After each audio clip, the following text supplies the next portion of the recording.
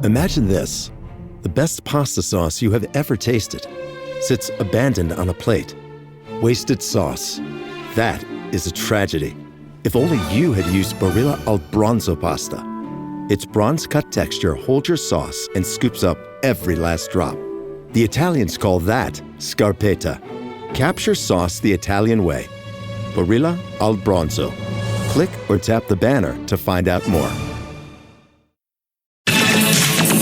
Now, it's Positively Ernie Extra, New York's TV legend and 77 WABC radio talk host, with positive news and interviews to inform and inspire you. Now, here's Ernie and Estes. Yeah. Okay, thank you very much. Hi, everybody. Here I am with another great show for you. I'm Ernie and Estes, and let's talk about taking vacations. Taking a break, okay? Why it's so important. Sometimes we start thinking about, I need a break, I need a vacation. Why? Because, well, first of all, it certainly helps to reduce stress. And then it can boost our productivity when we come back. We feel refreshed. We've recharged our batteries. It's an old line about recharging your battery, but there's a lot to it.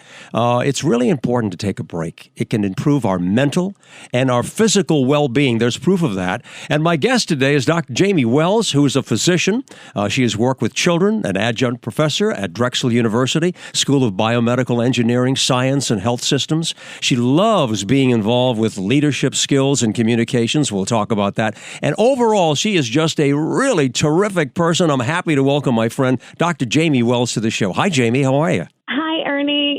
Talking about vacation, if we reframe it, we always have wonderful conversations. I always leave with such a positive outlook, and then that hopefully reverberates in my life and the people I encounter. Mm-hmm. So vacation isn't just going to some 5-star resort somewhere. Right. It's, speak to the people who boost you, bring you joy, who open your mind, take social media vacations, look at water, go in nature. These are all forms of vacations and breaks that really kind of rejuvenate. And if we all can get comfortable in the stillness, we can face anything and cope with anything. And I think our culture really promotes a lot of overscheduling and a lot of it is avoidance of kind of dealing. And if you can find stillness and peace in the quiet, there's nothing you can't take on. It's so important. And I think, you mentioned so many things, and each one is a talking point. But, the benefits, psychological benefits, you increase your mindfulness, and that's kind of what you were talking about, being aware of the present and the people and the activities around you. That is so important, to take a break from the routine every day and just get back into another self, right? Well, it's always good to kind of shake things up, because either you appreciate what you're doing and double down on you're doing it the right way for you and in your best interest and well-being and your family and loved ones, or sometimes it gives you a unique perspective. Incorporating yourself into some new skill each week or some new topic to listen to. Right. It doesn't always have to, if you can break down big things into small little tasks, sometimes that really gives you the momentum of exploring the things you like or don't like. But, stress, positive events, negative events can all contribute stress. And that overall, when it's extreme and continued, causes reduced immune robustness. It affects your mood. It affects your health and well-being in an adverse manner. So anything you can do to kind of boost the positive neurotransmitters, the good things, can only make your immune system more robust. I love your that. ability to fight infections better. Healthier, much healthier that way. Exactly. Your mindset is better, which makes your relationships better, your social connectedness. So 100%, fortifying yourself. I have to tell you something. A lot of people love what you're saying. And in fact, I've got a caller who's calling in right now who wants to join us on the phone. And let's say hello. Hello. Who's this? Who's on the line? Dean from the hot state of Florida. Oh, man. Hi, Dean. How are you? Well, hi, Dean. It's hot. It's so hot. It is hot. So a dog chasing a cat and they're both walking. You're a funny guy. How hot it is down Dean, here. how can we help you today? We're talking about taking breaks.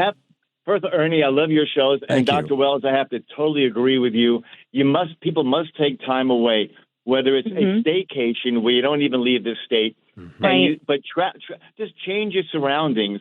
I mean, I noticed I've been a Florida resident now for 10 years, and everybody down here, at least a third of the people that are down here, are always smiling. And I only say a third because those are the ones who live here and travel, and the weather is great all the time. Sure. So whether you simply meditate, if you meditate a few minutes a day, you're changing your thought pattern and making yourself healthier. Yeah, and if you have the right environment for it, too, if the environment is right, if you're taking a break from the usual scene, that helps us a lot, too, right? Yeah, of course, the summers here are hot, but in the winter, it's wonderful. It's like it's spring here all the time. And, you have to take a break and change your surroundings. It's healthy. And you're right. Dr. Wells, you're right. It does strengthen the immune system and everything about the thought process. Change your surroundings. Do something you love to do, and that's easy. Well, you make a really good point in terms of a third are happy. I find every time I go to California, I have the best time, and I think, why don't I live here? And it's because you're in a vacation mode, so you tend to be happy wherever you go. I say a third, Daniel, because the other third are vacationers, and they're always in a good mood because it's warm weather. And the other third, 3/3, because a lot of companies down here send their employees down for conventions. There's a hotel called the Boca Raton Resort Club. So everybody here is smiling and happy, but it's that 1/3 that realize it's great here all the time, even in the summer. And they take advantage of it. Let me ask you something. Let me ask you both something. Dean, stay on the line with us, okay? And Dr. Jamie, there are people who say if you do this, if you take a break, if you take a vacation on a somewhat of a regular basis, that when you come back, you have a different perspective, and it can help you to solve problems better. You have a different perspective.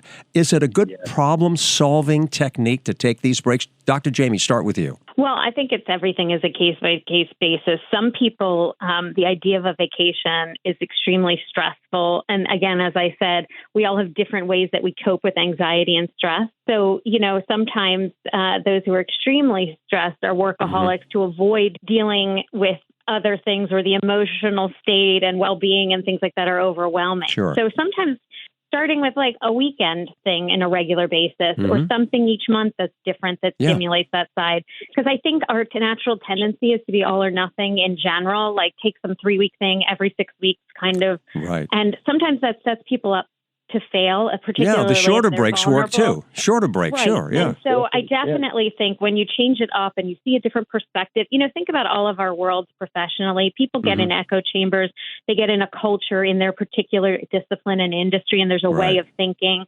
Just going and having a different conversation with someone in a different industry or going to a different environment and seeing how... Shake it up.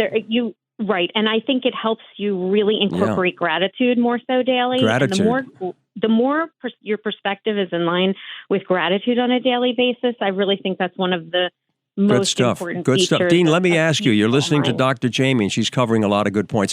What about you? Do you find that when you take your break, whether it's a weekend or it's a longer vacation, do you come back feeling like you've got a different perspective, that you're able to solve something that might have been on your mind? It makes you feel happier about life?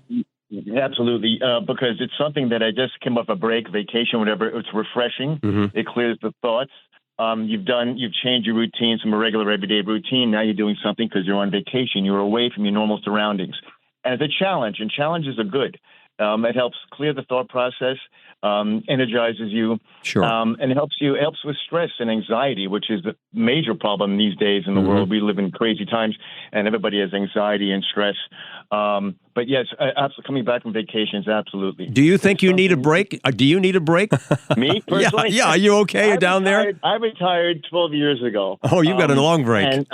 No, long break. So every day, when you're retired, every day is a weekend. Every day is a vacation. Wow. So, but still, I still travel during the. I haven't gone to Europe, but I do a lot of cruising, and I go with a bunch of friends of mine, and it's a lot of fun. I'm glad you're enjoying yourself. Dean, I appreciate your phone call. You've added something to the show. You're a good man, and enjoy yourself down there, okay? And just have a good time. Call us back anytime you want. Yeah, I'd love to. Thank you, my friend, for the invite. You have a great day. Thank you, Dean. Stay safe. You too, my friend. Bye. Take care. Bye-bye. Choice Hotels get you more for your money so you can maximize any road trip. Let's get real close to hear the maximum sizzle of Comfort Inn's free hot breakfast. Maximized. Check into more. Book direct at choicehotels.com. Your burger is served, and this is our finest Pepsi Zero Sugar. Its sweet profile perfectly balances the savory notes of your burger. That is one perfect combination. Burgers deserve Pepsi. Dr. Jamie, back to you. Yeah, I wanted to ask you, can we live longer? I mean, does taking a break, whether it's the weekend you said or longer, I mean, does it help us live longer? Is there a physical, a medicinal value to all of that? Well, I definitely, again, everybody has their own genetics. Everybody has certain things. There are freak accidents in terms of longevity. So people's element of risk taking, what kind of vacations are you talking about? Are you doing extreme sports on a vacation? Some people injure themselves more in the home than necessarily that's away. true. Yeah. So I do think, fundamentally, if you're talking about longevity, the best things that you can do for yourself, which we all struggle to do on a constant basis in moderation, are really increase social connectedness, eat well and exercise most of the time. Yes. Get good sleep. Really, joy is very underrated. And joy, you don't have to take a vacation for joy, but I think joy, having things like a vacation, that we all need things to look forward to. Yes. And they help you get through the interim periods of time. And so if you can find the right balance for you to set, a few things each month that you're looking forward to, and then gradually increase. I like that. Some people looking forward to something. That's important to put it on the calendar someplace.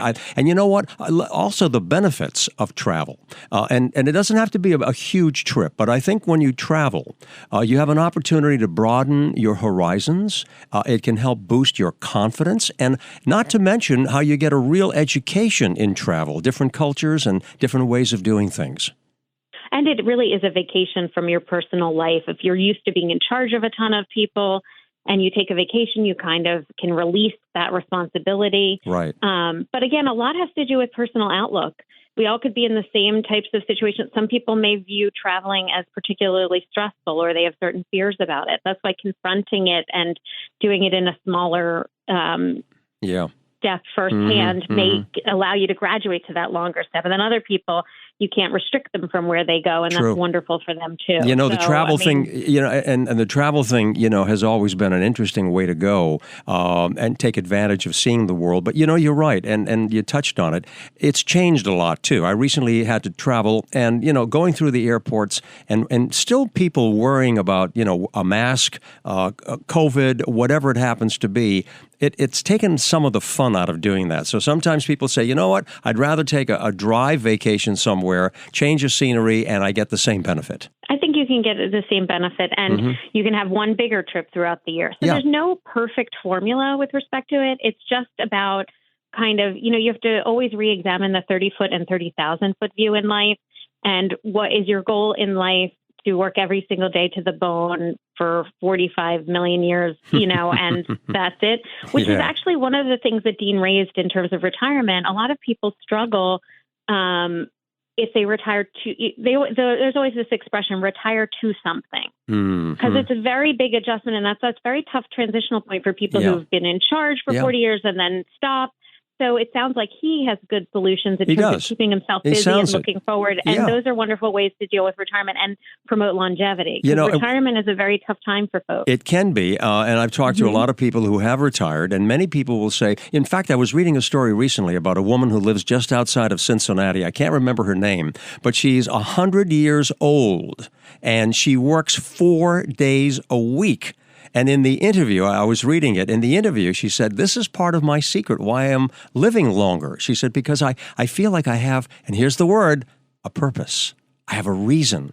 I get up every day and I know I'm working about something, doing something, and thinking about something. And I think that that's very important. There's another line, Dr. Jamie, I may be old. I may age, but I'll never be old. I may age, but I'll never be old. Because a lot of people tend to just start to think because they have retired, because now they just have nothing else to do. And that's not right. You got to be able to go out there and say, I have a purpose, I have a reason for getting up every day. Very important. I'm a huge proponent of intergenerational everything. I think we live in silos, which is unfortunate because those who are older have so much to contribute in value. And I think in our culture today, the only ism that seems to be tolerated is ageism. And it bothers me tremendously because my grandparents all grew up living with us when I was a child. We all participated in their home care. Yeah. My grandfather had a tremendous influence on my career trajectory. I consider him one of the earliest biomedical engineers. He was born in 1846. He could play any piece on the piano he never heard before. He could paint a portrait simultaneously, solve a calculus problem. Amazing.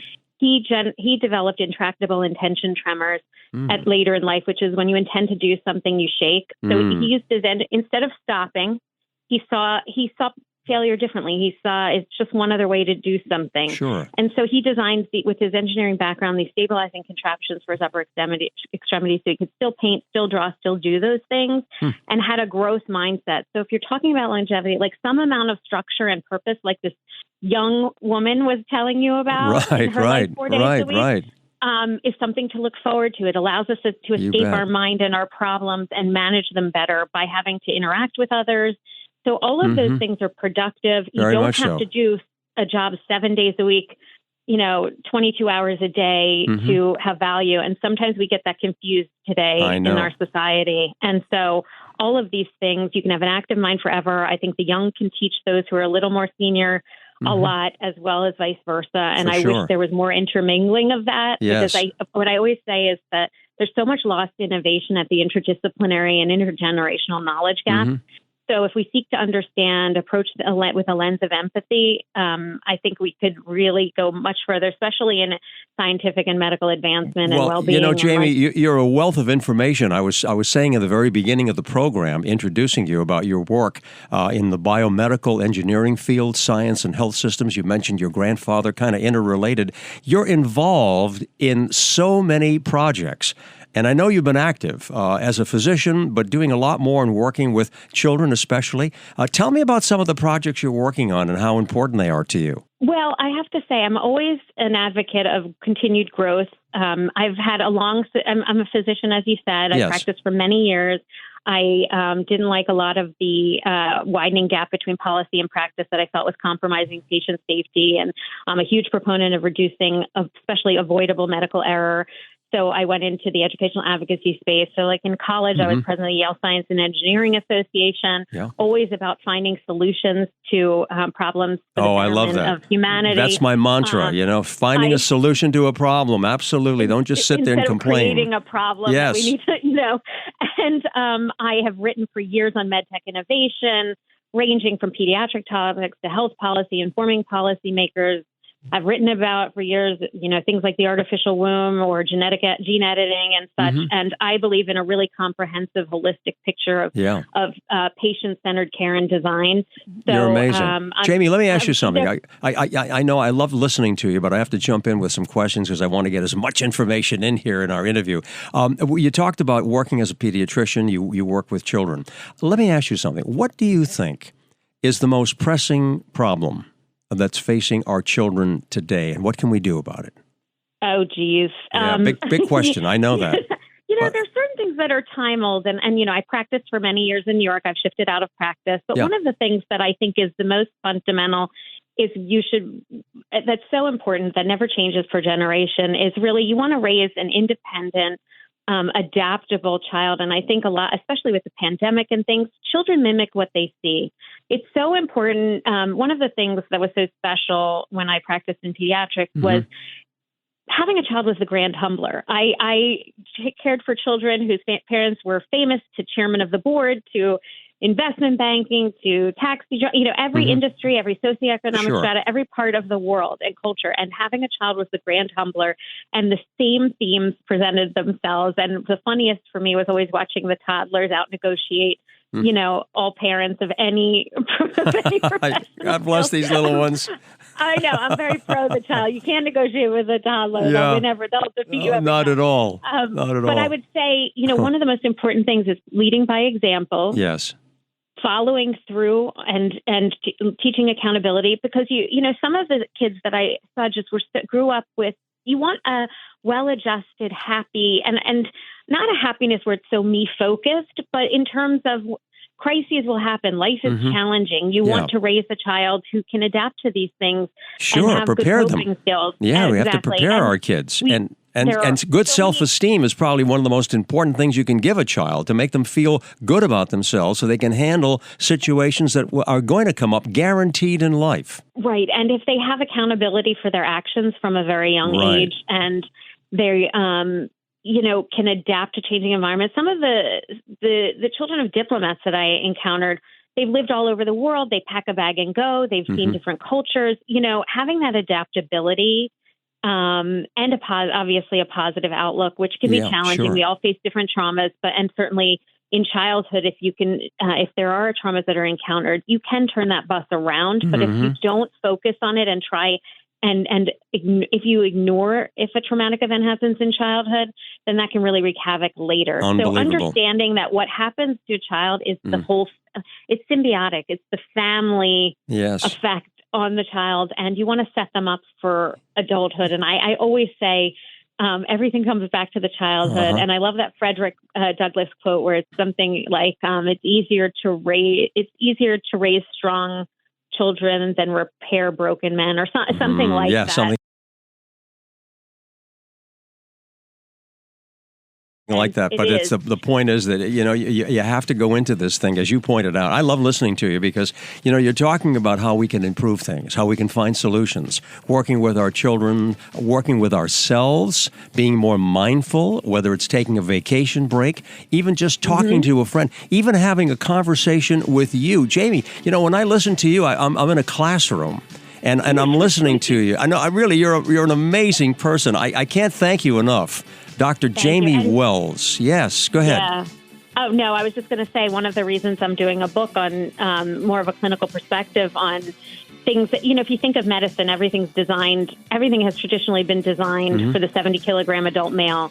And we've now learned so much that children aren't just little adults. You have to consider their biopsychosocial different, think about a toddler's cognition level versus an autonomy versus a teenager. And we have to apply and understand that their organ systems are different, their immune functions different in childhood than adulthood. And so we have to develop things. So working on a book. We're going to be looking forward to that book, and you're going to come back and we'll do another interview with you, okay?